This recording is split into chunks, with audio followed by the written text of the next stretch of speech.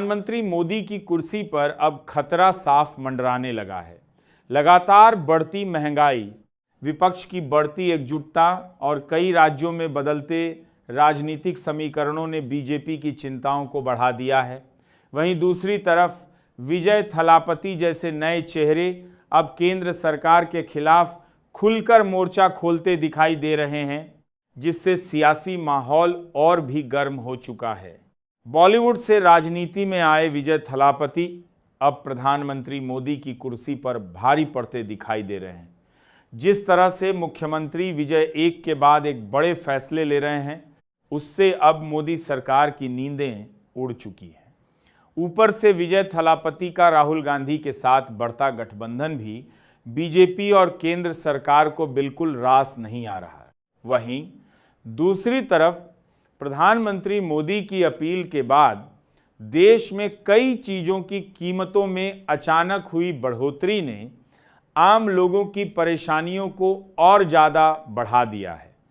Petrol diesel से लेकर रोज़मर्रा की ज़रूरतों तक महंगाई का असर अब सीधे जनता की जेब पर दिखाई देने लगा है। पेट्रोल और डीजल की कीमतों में अचानक हुई बढ़ोतरी को लेकर देश भर में राजनीति तेज हो गई है। इसी बीच तमिलनाडु के मुख्यमंत्री और साउथ सुपरस्टार विजय ने केंद्र सरकार पर सीधा हमला बोल दिया है। विजय ने कहा कि चुनाव खत्म होते ही पेट्रोल डीजल के दाम बढ़ाना आम जनता के साथ अन्याय है और इसका सबसे ज्यादा असर गरीब और मिडिल क्लास पर पड़ेगा। विजय ने सवाल उठाया कि जब अंतर्राष्ट्रीय बाजार में कच्चे तेल की कीमतें कम होती हैं, तब जनता को राहत क्यों नहीं दी जाती। लेकिन जैसे ही चुनाव खत्म होते हैं, तेल कंपनियां दाम बढ़ा देती हैं। उन्होंने कहा कि ऑयल मार्केटिंग कंपनियां लगातार मुनाफा कमा रही हैं, जबकि आम आदमी महंगाई की मार झेल रहा है। मुख्यमंत्री विजय ने साफ कहा कि पेट्रोल और डीजल की कीमतों में करीब 3 प्रति लीटर की बढ़ोतरी बिल्कुल भी स्वीकार नहीं की जा सकती। उन्होंने केंद्र सरकार से इस फैसले को तुरंत वापस लेने की मांग की।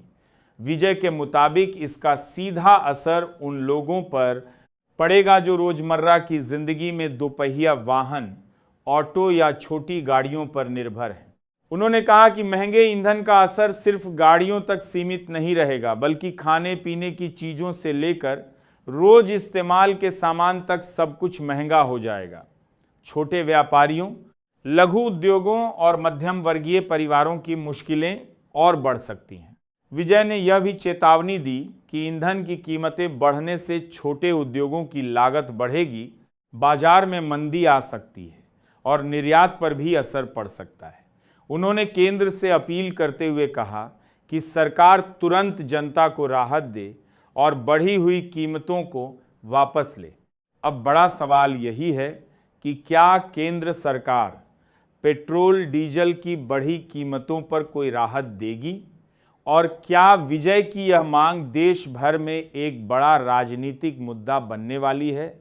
अगली खबर बताने से पहले आपसे निवेदन है कि अगर आपने हमारे चैनल को सब्सक्राइब कर लिया है तो साथ ही बेल बटन को जरूर दबाएं और ऑल नोटिफिकेशंस को भी जरूर ऑन करें, ताकि हर खबर आपको सबसे पहले मिल सके। पश्चिम बंगाल से लेकर देश के कई हिस्सों तक एक बार फिर सियासत, धर्म और कानून व्यवस्था को लेकर बड़ा विवाद खड़ा हो गया है। कहीं लाउडस्पीकर को लेकर बवाल मचा हुआ है, तो कहीं सड़क पर हिंसा और तोड़फोड़ की तस्वीरें सामने आ रही हैं। इसी बीच सोशल मीडिया पर वायरल वीडियो और राजनीतिक बयानबाजी ने माहौल को और ज्यादा गर्म कर दिया है। सबसे पहले बात पश्चिम बंगाल की, जहां आसनसोल इलाके में मस्जिद के लाउडस्पीकर को लेकर विवाद शुरू हुआ और देखते ही देखते हालात तनावपूर्ण हो गए। खबरों के मुताबिक स्थानीय लोगों और पुलिस के बीच बातचीत चल रही थी, तभी अचानक पत्थरबाजी की घटना हुई। इसके बाद पुलिस और अर्धसैनिक बलों ने इलाके में लाठीचार्ज किया। कई वीडियो सोशल मीडिया पर वायरल हो रहे हैं, जिनमें गाड़ियों में तोड़फोड़ और सड़क पर अफरा तफरी का माहौल दिखाई दे रहा है। स्थानीय लोगों का आरोप है कि कुछ लोगों की हरकत की सजा पूरे इलाके को दी गई। वहीं दूसरी तरफ प्रशासन का कहना है कि कानून व्यवस्था बनाए रखने के लिए कार्रवाई जरूरी थी। इस घटना के बाद इलाके में भारी पुलिस बल तैनात कर दिया गया है और माहौल पूरी तरह तनावपूर्ण बना हुआ है। इधर एक और वीडियो ने राजनीतिक बहस को और तेज कर दिया है। दावा किया जा रहा है कि कुछ संगठनों से जुड़े लोगों ने एक जूते के शोरूम में पहुंचकर कर्मचारियों के नाम और पहचान को लेकर हंगामा किया। वीडियो में बहस और नारेबाजी होती दिखाई दे रही है। तुम्हें नाश्ता नहीं करा अपनी इन्होंने नहीं लिखा, क्या लिखना चाहिए, लेकिन हमने लिख दिया। ये जिहादी थे, जिहादी है और जिहादी क्या जितेंद्र सिंह और उनके नहीं, लेकिन मौके की नेम प्लेट पे नहीं तो आप समझ सकते हैं क्या नाम है। भाई साहब क्या नाम क्या है? हम लोग को नहीं, वैसे नाम बता भाई।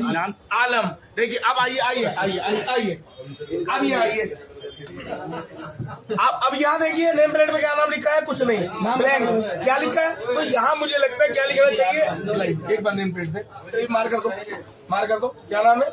देना, मार कर देना, मार कर दो, ये मार कर दे दिया। सुन ले भाई, रोज लिखना पड़ता, समझ गया? रोज अभी आज क्या भूल गया? सुबह नाश्ता नहीं करा अपनी इन्होंने नहीं लिखा, क्या लिखना चाहिए, लेकिन हमने लिख दिया। पूरे मामले को लेकर विपक्षी दल बीजेपी और हिंदू संगठनों पर सवाल उठा रहे हैं, जबकि दूसरी तरफ कुछ संगठन इसे पहचान छिपाने का मामला बता रहे हैं। अब बात दिल्ली की, जहां रोहिणी कोर्ट से भी हैरान करने वाली तस्वीर सामने आई। कोर्ट परिसर में जज और वकीलों के बीच तीखी बहस का वीडियो सोशल मीडिया पर वायरल हो गया। क्या बात है? क्या बात है? आपसे मैं ऊंचा आवाज बोलना जानता हूँ, सुन लेना। नहीं, ये तरीका नहीं है आपका। आपकी तरीका नहीं है, सुन लेना। ये इतने दिन से नहीं कर पाई, सुन लेना। नहीं करूंगा तो नहीं करूंगा, और कंप्लेन है तो करवा लेना, ठीक? सुन लेना। ठीक है सर, मैं भी बढ़ना चाहूंगा। कोई बात नहीं सर, आपसे बात नहीं कोई बात नहीं, उसके बाद कोई पेश नहीं होगा। अगर यही बात है तो मैं भी बात का प्रधान हूँ, कोई बात नहीं। संवैधानिक संस्थाओं की गरिमा को लेकर अब सवाल उठने लगे हैं और लोग पूछ रहे हैं कि आखिर अदालतों के बार ज्यादा देखा अंदर ऐसा माहौल क्यों बन रहा है। उधर बिहार में पेट्रोल और डीजल की सप्लाई को लेकर भी चिंता बढ़ती दिखाई दे रही है। कई जगहों पर लंबी लाइनें देखने को मिली और कुछ पेट्रोल पंप बंद होने की खबरें भी सामने आईं। तेल संकट और बढ़ती कीमतों के बीच आम जनता परेशान नजर आ रही है। इसी बीच प्रधानमंत्री नरेंद्र मोदी के विदेश दौरे को लेकर भी विपक्ष लगातार सवाल उठा रहा है। सोशल मीडिया पर कई तस्वीरें और वीडियो वायरल हो रहे हैं जिनमें विपक्ष सरकार को घेरने की कोशिश कर रहा है। वहीं महाराष्ट्र के भिवंडी से भी दिल दुखाने वाली तस्वीर सामने आई, जहां अतिक्रमण हटाने की कार्रवाई के दौरान गरीब रेहड़ी और फल विक्रेताओं का सामान सड़क पर फेंक दिया गया। इस कार्रवाई का वीडियो वायरल होने के बाद लोग प्रशासन की कार्यशैली पर सवाल उठा रहे हैं।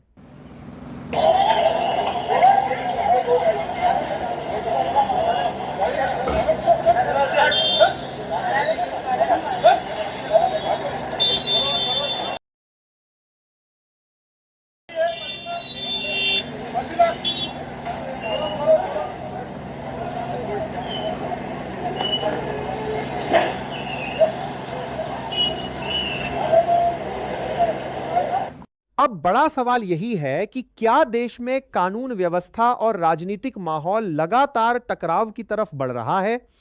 क्या धर्म और पहचान की राजनीति असली मुद्दों पर भारी पड़ रही है? और आखिर आम आदमी की परेशानियों का समाधान कौन करेगा? अपनी राय हमें कमेंट करके जरूर बताइए।